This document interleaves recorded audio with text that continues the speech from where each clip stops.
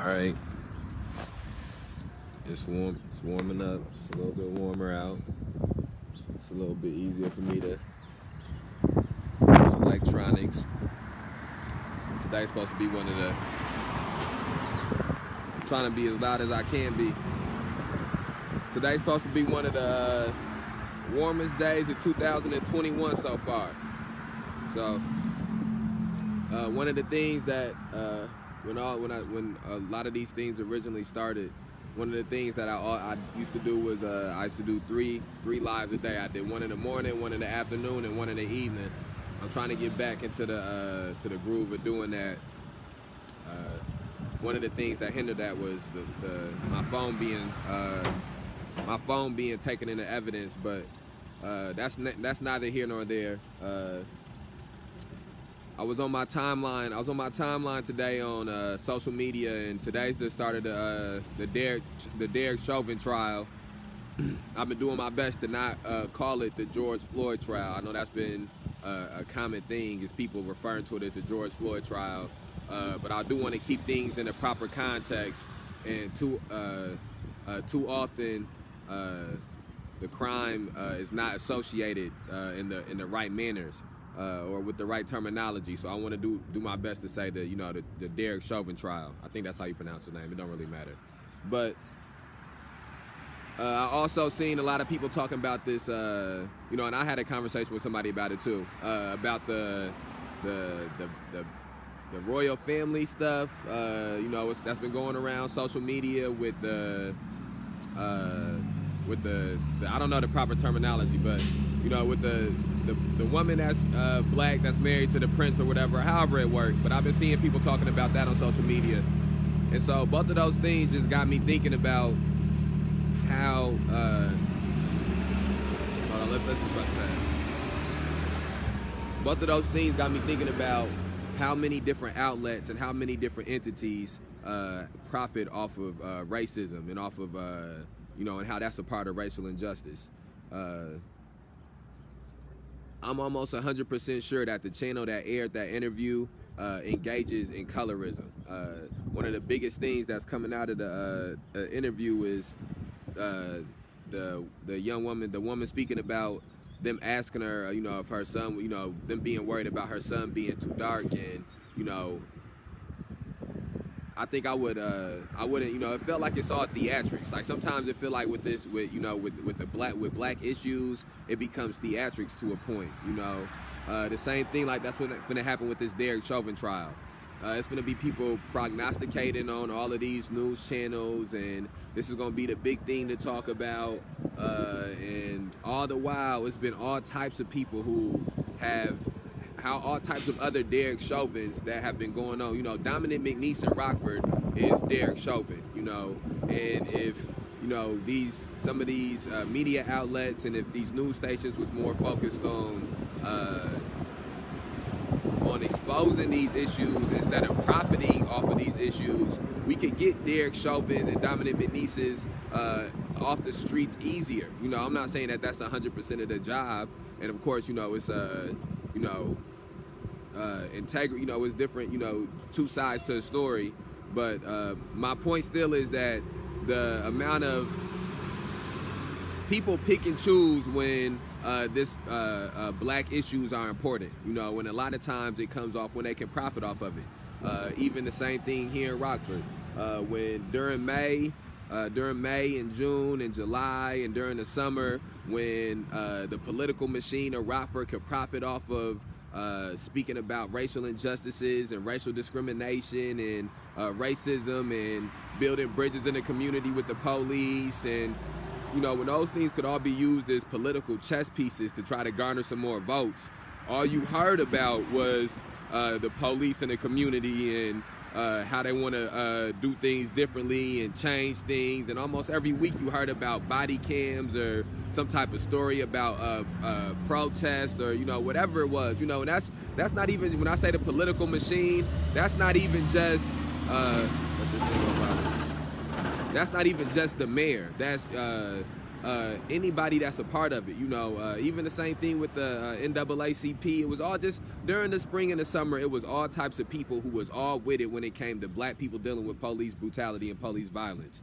And then the moment that the fall got here and a black man got shot by a police officer because it wasn't the perfect victim, and because it wasn't a layup in the manner in which that they would like, where it wasn't an open and shut case, because it involved having to actually get to a moral integrity ground of right and wrong in the circumstances, because it was going to take somebody to not be a thermometer and feel the gauge of what the temperature of the climate in the city was, but instead to be a thermostat and set the gauge of the climate and the temperature in the city.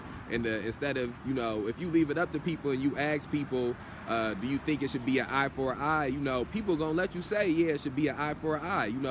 That's natural human instinct. It takes somebody to have the moral fiber and moral integrity to say, no, it's not gonna be eye for an eye, to not go against human instinct. And that's the opposite of what happened here, when it was an opportunity to say, this young man, Tyrus Jones, no matter what the circumstances was around his shooting, when he was shot, he was unarmed. When he was shot, he was running away. He was not a threat to anybody. When he was shot, they said that he's been charged with attempted grand theft auto. That means that when he was shot, he was near another person's vehicle, which means that the shooting of him had to put another person in harm's way. It was on traffic in a busy street, so that means that it was multiple people that was in harm's way. Those were all, and it was a high-speed chase, and we have had multiple high-speed chases in this city and in this county lead to people's death. That was a perfect opportunity for somebody to have the moral fiber to say, okay, this is a litany of things that we need to start doing differently, and this needs to be the launcher point of us doing those things differently. Instead, only thing that happened was a Facebook post that came out from the mayor, and that Facebook post just said, go through the process. And here we are right now, whether people understand it or not, but we still in the midst of going through that process, because we still have not seen the video, the dash cam video of this young man being shot. We waited 8 months. We waited however many months to see the dash cam video of Sage being assaulted after the charges got dropped. And the things that was on that video, one state's attorney pressed charges, another state's attorney dropped the charges. So that right there lets you know that this is a personal choice. This is this is going to take people with a certain character, and it's going to take people in the community to push those people to have that character to say, we're going to do things differently. That it's not going to be, it don't need to be violence at a traffic stop. Somebody not complying with a police officer verbally, that's not posing any kind of physical threat, that's not using any kind of physical force, does not have to be assaulted in order to be put in line. We have to get past the place of thinking that corporal punishment is the only way to do things. It's the reason why you'll never hear the city or the state official or anybody say that they think it's too many times that somebody should go to prison, but you'll see that it'll be too many times somebody will be granted they'll have a certain amount of times where you can be granted rehabilitation, or if you're juvenile and you young, it's only so many times until you treat it as an adult. If you have, let this go fast. My fault, man. What's up? How you doing? And so no, okay, I'll be here. All right, okay, man, I'll be here. Dan, good morning. God bless you too. So we have to get to a place where and again, I'm off on a tangent. That's why I'm labeling these stream of consciousness, because I'm gonna be off on tangents in the midst of some of these things. But to bring it back to what I was saying initially is this profiting off of racism, and profiting off of racial injustice, and profiting off of black pain and black suffering. And the people who profit off of it, like, who's the people that's profiting? Who made the most money off that CBS show being aired? And why is this what Oprah is doing this show for? All the things that's going on, all the racism issues and things to highlight. We have to start questioning why certain things are being highlighted. This is a very digestible issue. This is a very easy to agree with type of issue. You know, if we continue to only hinge our conversations on issues like this, we are never going to get any further. You know, and the same thing, if we continue to hinge our conversations on issues that surround celebrities, and you know, this isn't. It's a lot of people who will really have dark babies, you know, and will really be disowned into poverty and be you know, relegated into being single mothers or single parents. Like it's a lot of, you know, for, you know, and again, I'm not trying to be the person that's being, you know, pessimistic or being negative, but if some of these things should not be. I hope people don't go through today through this week having deep conversations about the prince and the princess, or whoever they is in their situation. Have deeper conversations about colorism, and have deeper conversations about racism within classism, and have deeper conversations about why media picks and chooses which stories of racism to dive deep on, and why they give platforms to certain, you know, stories of racism. You know, this is not a story of American racism. That's not what's going on. This is not a story of American racism. It's going to be a lot of hypocritical Americans who are going to use this as a time to try to veer the black community and America in general's attention away from American racism and the forms in which American racism take place constantly. But look no further than the NBA. If you watch the All-Star game last night, they had HBCU colleges all on the ground, all on the NBA court. Never mind the fact that only one, if I'm seeing correctly, only one player in the NBA has went to an HBCU. Never mind the fact that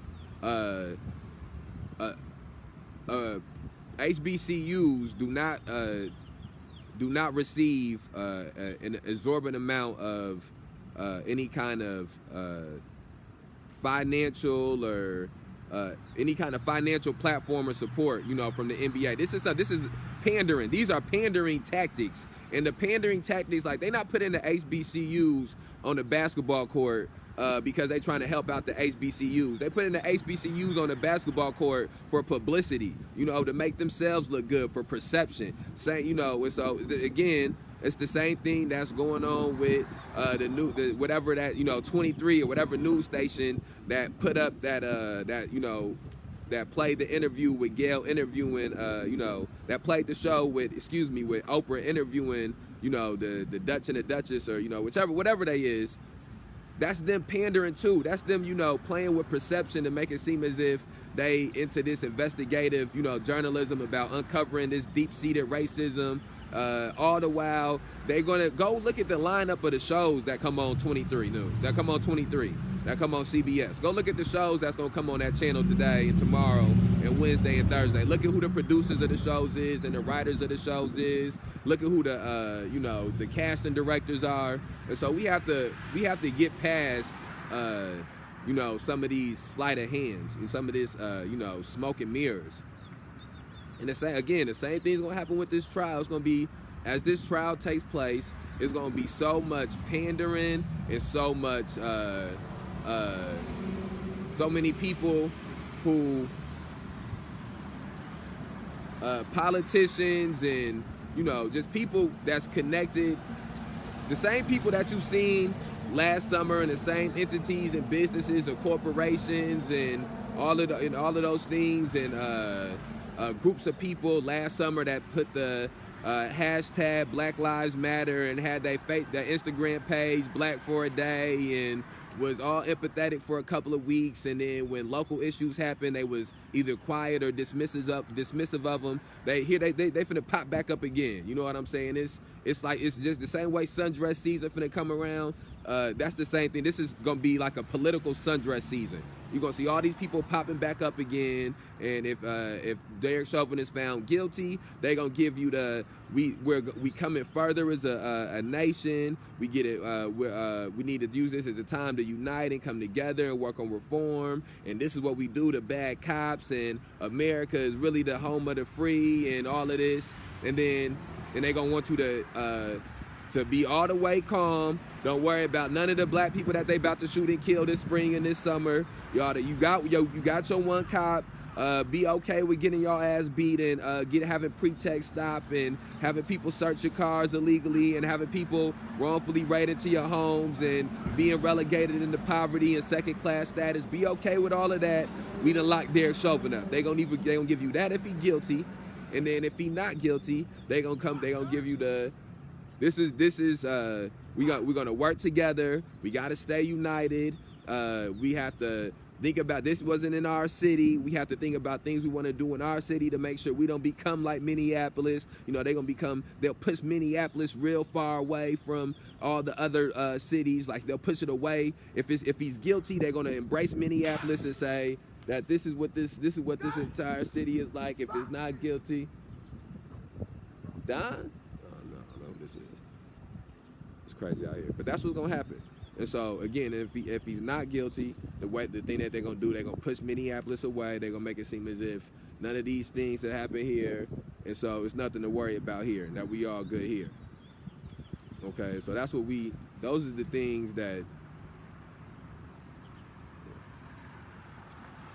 My fault. I lost my train of thought just like that. Damn, it's so crazy out here. People be doing crazy shit. No, if he not guilty, then they gonna tell everybody to calm down. They gonna tell all the black people, it didn't happen in our city. We need to build our city up so our city not like Minneapolis. They gonna send the National Guard out to Minneapolis and all they little green men and all the police officers gonna be out there in Minneapolis. They gonna beat everybody ass in Minneapolis that's upset because injustice was done to them. Then if other people in other cities try to come out, they gonna try to beat their ass too, so that way they can get everybody in line for when they come out this spring and summer and they start killing niggas. Excuse my language, but that's what's gonna happen. You gonna see, you gonna watch the mayor. Cause if it's not guilty, the mayor gonna come out. He gonna try to call a few of his black friends up, figure out what words he should say, what things he can't say. He gonna come out with a press conference, maybe have some black people sitting next to him, talk about how far we done came as a city since then. Talk about, look, how about this too? If it's a not guilty, they gonna get them body cameras a lot quicker. If it's a guilty, it's gonna take probably double the time. But if it's a not guilty, they probably got the order sitting in a little inbox right now. They gonna wait for which one happened, for how quick they get the body camera. So that way that might be even how they do the press conference. They have a press conference and they had the body cameras out after they talk about him being not guilty. They gonna give you a lineup of things that they gonna do differently. They gonna give you a whole host of, you gonna be up next to some black people, gonna talk to you about all these community programs that they rolling out, gonna talk to you about some sports programs that they rolling out, gonna tell you that they gonna get everything fixed, everything was just bad because of COVID last year. They're gonna tell you to calm down and be okay with this happening. And so what we got to get to is a place where it don't matter, because see, that's people trying to profit off of it. Same thing. It's new, like in the Super Bowl, they got the shirts for they had the shirts for the Buccaneers to win. Then they had the shirts on the other hand if the Chiefs would have won. They got every company, every local government, or every community organization. All these people got lines up for if it's guilty, then they got a line up for if it's not guilty. These the Facebook post they gonna post if he guilty. This the one they gonna post if he not guilty. This the Instagram post if he guilty. This the Instagram post if he not guilty. The NBA owners got the pitch they gonna give to the players to keep their black ass playing if he guilty, and they got the pitch they gonna give to him to keep him playing if he not guilty. That's what's happening. And as a people, and as a community, and as a nation, because as black people, we do exist as a nation within this nation. We have to get to a place where our agenda is not determined by their agenda. And right now, too often, our agenda is determined by their agenda. It's they do something and then we react to what it is that they do. We have to get to a place where it don't matter whether he guilty or not guilty. This is what we doing, because we know the problem ain't changed, and we know that we not gonna be giving no tokens. They gonna use Derek Chauvin as a token. Whether it's guilty or it's not guilty, that's all that it is. It's a token. It's not no proof of nothing, no progress being made. And if you think it's progress being made, scroll down my Facebook page and watch me get arrested at the Dollar General for walking in and it being said because I look like a gangbanger. Scroll down my Facebook page and watch the police officers engaging in domestic terroristic microaggression acts when they come in here in the middle of the night trying to take covers off of people in below freezing temperature. Go back and look at the picture of Denzel's face after he was assaulted by domestic terroristic police officers. Go back and look at that. Go back and look at that video with Sage being assaulted by domestic terroristic police officers. Go back and look at that. Go back and look at go back and read that story of Tyrus Jones. And again, we have to get to a place of understanding that in the city of Rockford, we 13 to 15% of the population at best. At best. If we give the okay for these bloodthirsty, domestic, terroristic police officers to be able to gun us down, to be able to beat us down whenever we are accused of a crime, we are going to start having young black men being shot regularly, being at a more regular basis than they already is, because this city is already has an average of either a shooting or in custody death of about 2 a year since 1991. So, and again, when they do these press conferences and they have these news reports come out and they try to highlight these shootings and highlight these crimes, they do it to make they do it for two reasons. Hold on. They do it to criminalize the entire black community, not an individual. They do it to criminalize the entire black community, so that way, when they pull black people over at 3 times the rate they pull over white people, nobody bats an eye about it. The white people don't bat an eye about it. The black people who are maybe of a higher class, who don't deal with it as often, they don't bat an eye about it, because black people have been criminalized as a whole in this city.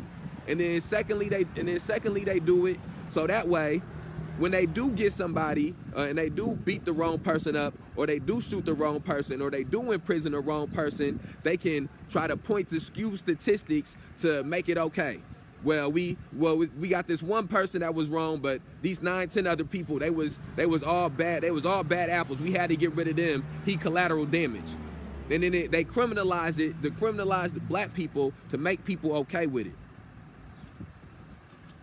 And so we have to get to a point where we not okay with nobody being beat. No matter what the crime is that they committed, we not okay with another crime then being committed to them. And that's not the easy thing to do. That's the problem is we have engaged as a community in the easy part, in the easy thing to do. It's easy when somebody break into your house to call the police and have the police arrest them and deal with them. That's the easy thing to do. Again, I'm not saying everybody's gonna have their own ideological beliefs. The harder thing to do is to wonder why we live in a society in which people need to break into somebody's house to try to get some money. It's easy to condemn every single person that's involved with drug dealing. Every single person that never sold weed or sold cocaine or sold heroin. That's the easy thing to do. It's easy to condemn the person that's selling drugs, that moved into the neighborhood that's selling drugs, and now it's more traffic or foot traffic in the neighborhood. It's easy to condemn that person. The hard thing to do is to wonder why as a society has drugs been so prevalent this long in communities, in the same communities, in the same areas. The hard thing to do is wonder why don't the drug facilities mirror the extravagant prison facilities and the extravagant police facilities.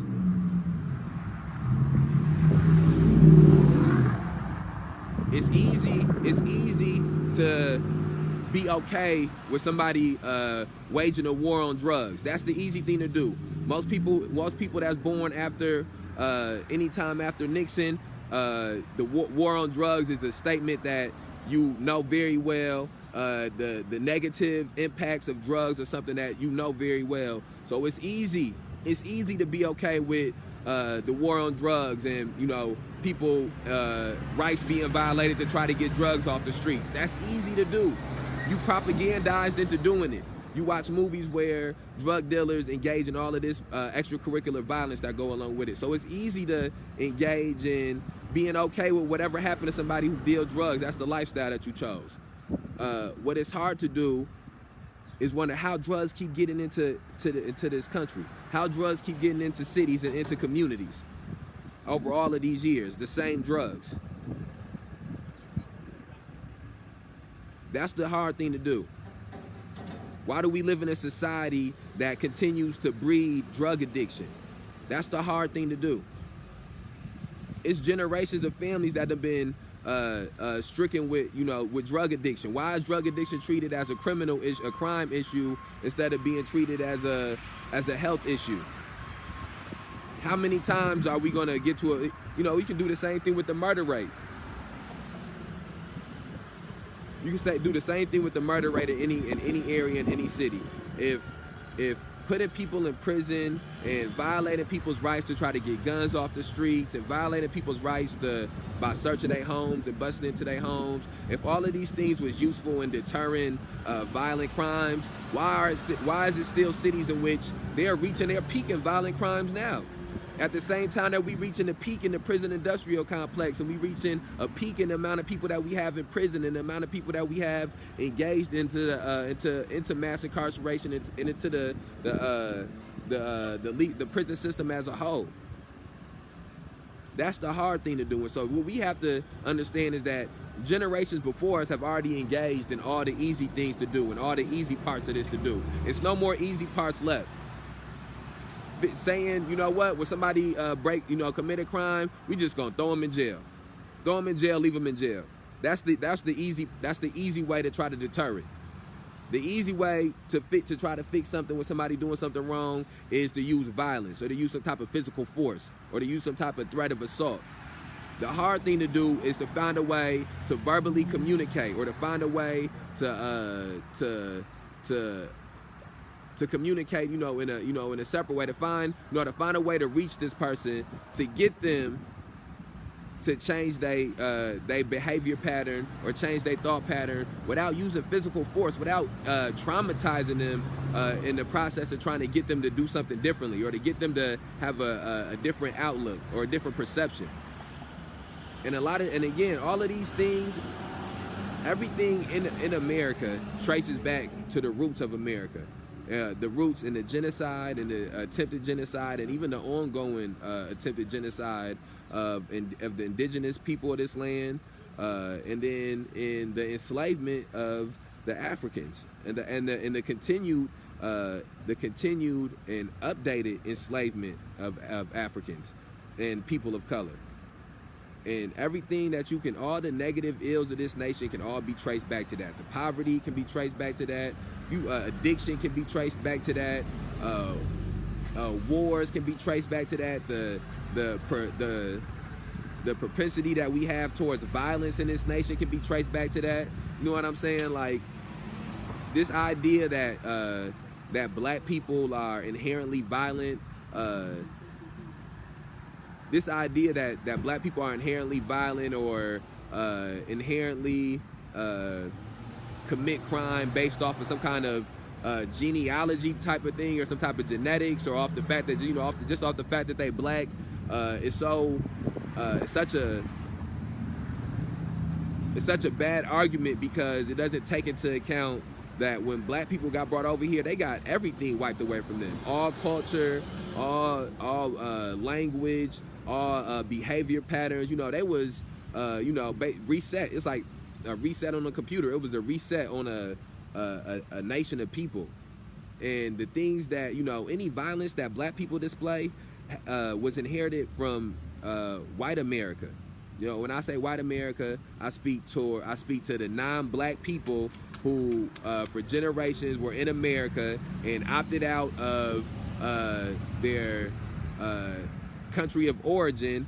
Let's say that they were Italian or they were Irish or they were, Polish. They opted out of those things to be considered white, so that way they could have the majority opposed to black people. Because if it would have just been the generations and the ancestors of the slaves, and then Irish people, Italian people, English people, Polish people, German, there would have been more black people than any of those specific groups. Because all of those, it took all of those groups being different, small. Each one of those groups were minorities that were oppressed and exploited at a point in time. They opted out of that oppression and exploitation and opted into their whiteness. So when I speak of white America, I'm speaking of, that's who I'm speaking of. And I'm speaking of the, the offspring, and the descendants of those people. It's people who don't understand that, that they have generations of family that opted out of some of those, identities to opt into being white. Yeah, see, I lost where I was going, just like that. But anyways, we gotta start engaging in the hard things. And this week, engaging in the hard things, to me is questioning why, whether he's found guilty or not guilty. What do we have to do at the end of this trial to get us closer to having no more Derek Chauvins? To me, that's besides peace and justice for the family of George Floyd. I always in any situation where somebody has lost a loved one, I want peace for that family and justice for that family utmost. I think that right now we are in a place where, for a lot of people, prison and jail looks like peace and justice.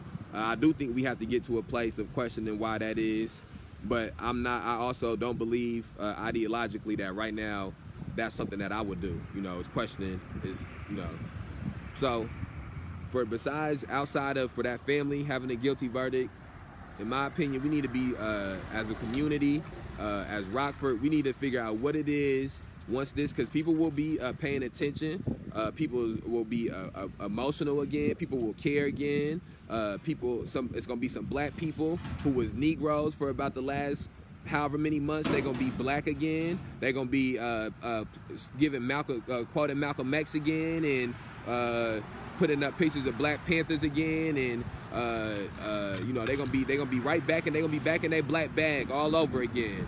And it's gonna be the same thing for some of the for what's gonna be white people, the people that consider themselves allies, or non-black people, I should say, that consider themselves allies, who gonna be in the same thing. They was gone for however long, but now they're gonna be right back in that bag again. They're gonna be right back in the I Feel Your Pain and black profile picture, black avatar. So what we have to do as a black community, as a black people, is understand that anything in your life that can be used against you is political. Anything in your life that can be used against you is political. And for too long, we have allowed things to be used against us. So we do not need to allow this trial to be used against us. We need to be organizing and mobilizing and having things set in the plan that we gonna do, whether this man is found guilty or not guilty. We need to be in a place where we know what the changes that we want off of this trial, whether this man is found guilty or whether this man is found not guilty.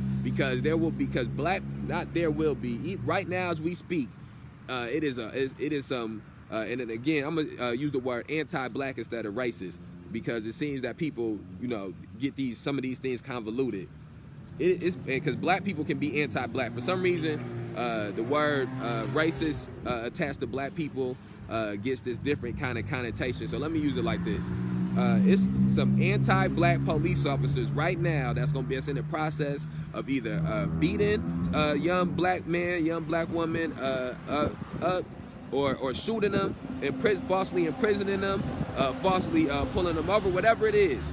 And even on the side of that, somebody, people who are not black, I feel like too often black people do not get spoken to, and so I do everything that I can as often as I can to be trying to speak to black people specifically. But I don't want to, in the midst of doing that, to make it seem like I believe that these issues are secluded from white people. You can be it's a bunch of white people that's sitting in prison right now for crimes they didn't commit. There's a bunch of white people who have been killed by police officers for over traffic stops, or been killed by police officers because the police officer was having a bad day, or they've been beat up by police officers because the police officer girlfriend cheated on them, or this, that, and the third.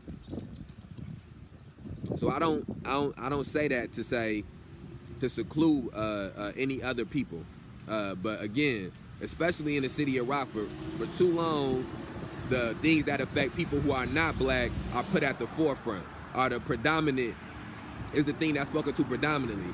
When they so that's why I go out of my way to say black, and I do that as often as possible. And I feel that when I listen to Angela Davis, or I read Angela Davis, I'm not uncomfortable when she goes out of her way to highlight women, or to highlight folks from the LGBTQ plus community.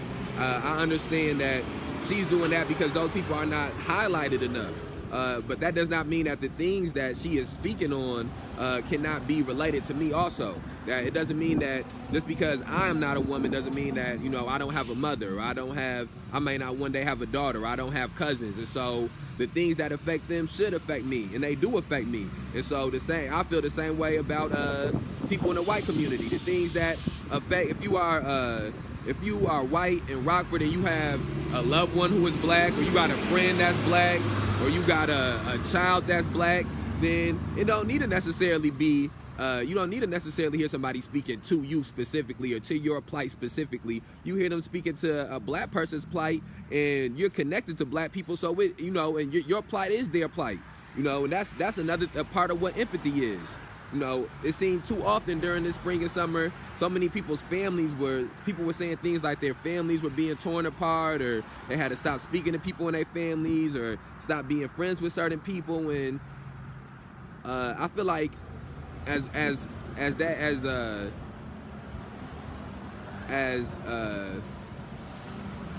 though that may sound like this thing that's this